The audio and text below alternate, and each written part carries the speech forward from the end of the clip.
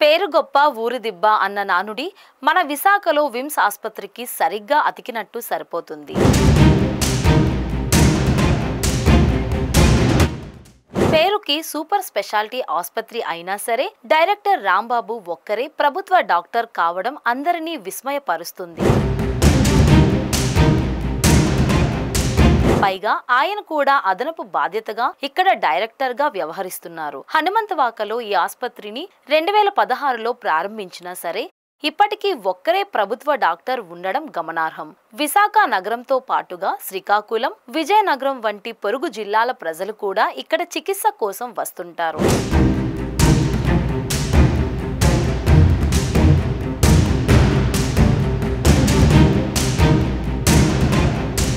సాధారణంగా medical legal కేసుల్లోనూ road ప్రమాదం కేసుల్లో మరణాలు సంభవిస్తే పోస్ట్ మార్టం చేయాల్సి ఉంటుంది. ఇక్కడ పోస్ట్ మార్టం మార్చురీ భవనం 15 ఫ్రీజర్లు ఉన్నా వినియోగంలో లేవు. రెగ్యులర్ వైద్యులు లేకపోవడమే ఈ దుస్థితికి కారణం అని చెప్పాలి.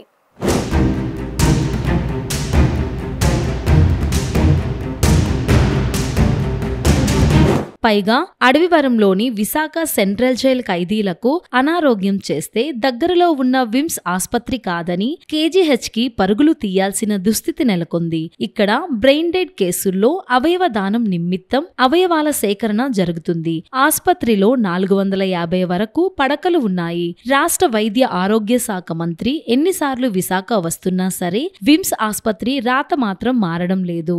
ఆసుపత్రిలో పనిచేస్తున్న వైద్యుల కాల పరిమితి ముగిసినా సరే ప్రభుత్వం రెన్యువల్ చేయకపోవడం సర్వత్రా విమర్శలకు తావిస్తుంది. అలాగే వీరి వేతనాలు కూడా పెంచకపోవడం గమనార్హం. దీంతో ఇటీవల ఆసుపత్రి ఆవరణలో వైద్యులు ధర్నా చేసి నిరసన తెలిపారు. తమకు 92,000 వంతున వేతనాలు మాత్రమే ఇస్తున్నారని కాంట్రాక్ట్ వైద్యులు వాపోతున్నారు. ఇతర ఆసుపత్రుల్లో మాత్రం కాంట్రాక్ట్ వైద్యులకు 1.60 లక్షల వంతున వేతనాలు ఇస్తున్నారని వారు గుర్తు చేస్తున్నారు. అందరికీ నమస్కారం అండి. మేము ఇక్కడ విమ్స్ వైద్యులం గత 3 నుంచి 4 సంవత్సరాల నుంచి ఇక విధులు నిర్వహిస్తున్నాం. కానీ ఇప్పుడు మాకు వచ్చిన ప్రధాన సమస్య ఏంటంటే శాలరీ అనేది హైక్ అవ్వడం లేదు.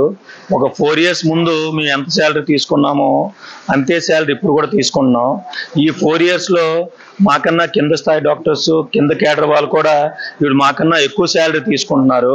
సో మేము గత 2 సంవత్సరాల నుంచి ఆ ముందు గవర్నమెంట్కి ఈ గవర్నమెంట్కి చాలా విన్నపాలు తెలియజేసాము. కానీ ఏమాత్రం ఎవరు ఆ ఫైల్ అనేది ముందుకు తీసుకురావడం లేదు. సో ఇప్పుడు ఏంటంటే ఇప్పుడున్న గవర్నమెంట్కి, మన సీఎం సార్కి కానీ, మన డిప్యూటీ సీఎం సార్కి కానీ, మన హెల్త్ మినిస్టర్ సార్కి కానీ మేము కోరుకుంది ఏంటంటే మా ఫైల్ని కన్సిడర్ చేసి మా కేడర్ మిగతా తరాల్లో సమానమైన జీతం ఇవ్వాలని మేము ఆశపడుతున్నాం, విన్నపం చేసుకుంటున్నాం.